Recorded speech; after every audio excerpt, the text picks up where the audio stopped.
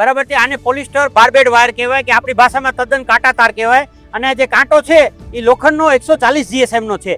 અને આજે આપણે દરિયાથી નજીક છીએ, તમે જોઈ શકશો આ એમને એ જ પરિસ્થિતિમાં છે, કારણ કે દરિયાની ખારાશથી આને કોઈ અસર થતું નથી। આનું આયુષ્ય 10 વર્ષનું તો અમે આપીએ છીએ, પણ જો સરખું ખેડૂત ધ્યાન રાખીને સાવચેતીપૂર્વક કરે તો 10-15 વર્ષ કંઈ થતું નથી।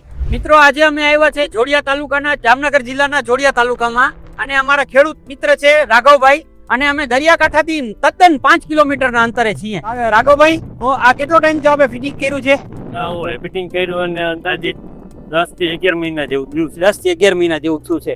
સાહેબ, તમને જે લોખંડ, તમે નોર્મલ લોખંડના કાંટા તાર ફિટ કરો છો, એમાં ને આમાં શું ફરક છે સાહેબ?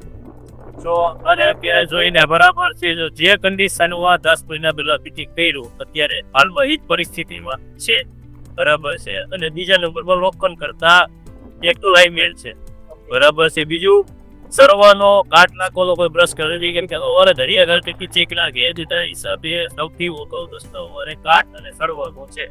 મિત્રો, તમે જોયું હશે કે જો આ વાયર છે એ પોલિસ્ટર ફાઈબરનો છે, બરાબર છે। આને પોલિસ્ટર બાર્બેડ વાયર કહેવાય કે આપણી ભાષામાં તદ્દન કાંટા તાર કહેવાય। અને જે કાંટો છે એ લોખંડનો 140 GSM નો છે।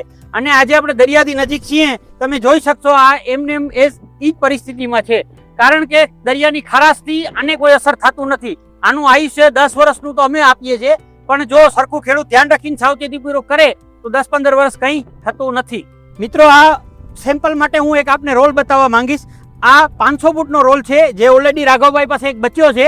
આ 500 ફૂટનો રોલ માત્ર ને માત્ર 9 કિલાની આડેગાળે વજન છે, જ્યારે આ જ લોખંડમાં આપણે લેવા જઈએ તો 22 થી 25 કિલો વજન થાય।